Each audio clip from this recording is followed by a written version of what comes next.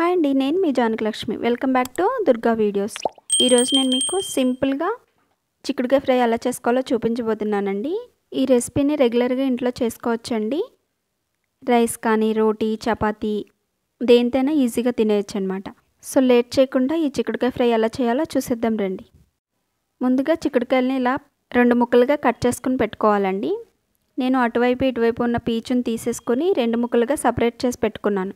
చిక్కుడుకాయ మొత్తం పూర్తిగా వేసేయకూడదండి, కాయలాగా ఇలా మధ్యలోకి కట్ చేసుకుని పురుగులు ఏమైనా ఉన్నాయేమో చెక్ చేసుకుని నీట్గా క్లీన్ చేసుకుని పక్కన పెట్టుకోవాలి.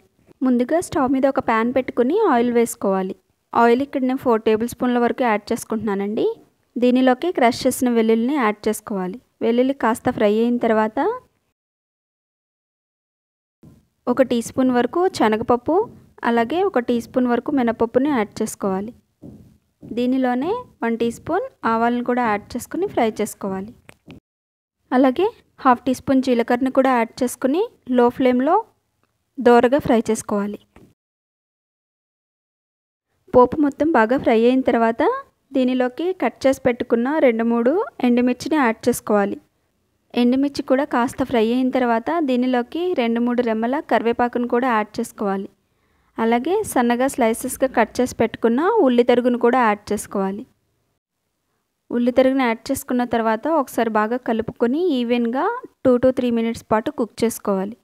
ఉల్లిపాయ సాఫ్ట్గా అయిన తర్వాత దీనిలోకి కట్ చేసి పెట్టుకున్న పచ్చిమిర్చిని కూడా యాడ్ చేసుకుని కొంచెం సేపు ఫ్రై అవ్వనివ్వాలి.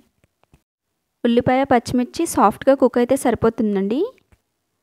అలాగే దీనిలోకి ముందుగా క్లీన్ చేసి పెట్టుకున్న చిక్కుడుకాయలను కూడా యాడ్ చేసుకోవాలి. దీనిలోకి టేస్ట్కి సరిపడా సాల్ట్ని కూడా యాడ్ చేసుకుని బాగా కుక్ చేసుకోవాలి. ఫ్రై మొత్తాన్ని ఒకసారి బాగా కలుపుకొని మూత పెట్టి ఈవెన్గా మగ్గించుకోవాలి. ఈ చిక్కుడుకాయల్లో వాటర్ ఏం వేయక్కర్లేదండి, నార్మల్గానే కుక్ అయిపోతుంది. ఏ కర్రీకైనా ఇలా మూత పెట్టడం వల్ల త్వరగా కుక్ అవుతుందండి, ఎక్కువ టైం పట్టదనమాట. చూసారు కదండి, చిక్కుడుకాయలు ఈ విధంగా కుక్ అయిపోతాయి అన్నమాట. ఇవి ఆల్మోస్ట్ 50% కుక్ అయిపోయినాయి.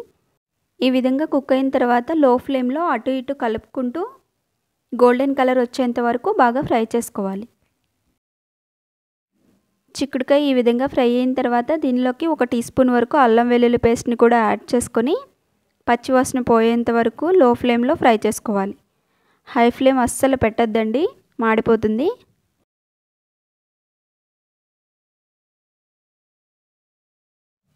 ఈ విధంగా ఫ్రై చేసుకున్న తర్వాత దీనిలోకి 1/2 టీ స్పూన్ పసుపు, అలాగే 1 టీ స్పూన్ కారాన్ని యాడ్ చేసుకుని పసుపు కారం కూడా పచ్చివాసన పోయేంత వరకు బాగా ఫ్రై చేసుకోవాలి. వీటన్నిటిని ఇలా కలుపుకుంటూ ఈవెన్గా ఫ్రై చేసుకోవాలండి. కర్రీ ఎంత కలుపుకుంటే అంత టేస్టీగా ఉంటుంది. ఇక్కడ లో ఫ్లేమ్లోనే ఫ్రై చేసుకోవాలండి, హై ఫ్లేమ్ అస్సలు పెట్టకూడదు. దగ్గరుండి కలుపుకుంటూ ఈవెన్గా ఫ్రై చేసుకోవాలి, ఎందుకంటే ఫైనల్ స్టేజ్కి వచ్చేస్తుంది కదా. ఇలా మూత పెట్టి 2 మినిట్స్ పాటు మగ్గించుకుంటే కారం కూడా పచ్చివాసన పోతుందండి, త్వరగా ఫ్రై అయిపోతుంది అనమాట. చూసారు కదా, ఇంత డ్రైగా రావాలి, అప్పుడే ఎమ్మీగా టేస్టీగా ఉంటుందండి చిక్కుడుకాయ ఫ్రై. దీనిలో ఇష్టమైన వాళ్ళు 2 టేబుల్ స్పూన్ల వరకు కొబ్బరిని కూడా యాడ్ చేసుకోవచ్చు, బాగుంటుంది. ఈ ఫ్రైని పప్పులోకి కానీ, పప్పుచారులోకి కానీ, లేదా రసంలోకి కానీ సైడ్ డిష్ లాగా తినేయచ్చండి. చూసారు కదా, చిక్కుడుకాయ ఫ్రై అంత ఈజీగా చేసుకోవచ్చో, సింపుల్గా ఉంటుంది, చాలా డెలిషియస్గా ఉంటుందండి. తప్పకుండా ఈ రెసిపీని మీరు కూడా మీ ఇంట్లో ట్రై చేసి మీకు ఎలా వచ్చిందో కామెంట్ చేయండి. వీడియో నచ్చితే లైక్ చేసి మీ ఫ్రెండ్స్ అండ్ రిలేటివ్స్కి షేర్ చేయండి. మరిన్ని సింపుల్ అండ్ క్విక్ రెసిపీస్ కోసం దుర్గా వీడియోస్ ఛానల్ని సబ్స్క్రైబ్ చేసుకోండి. Thank you for watching. Bye.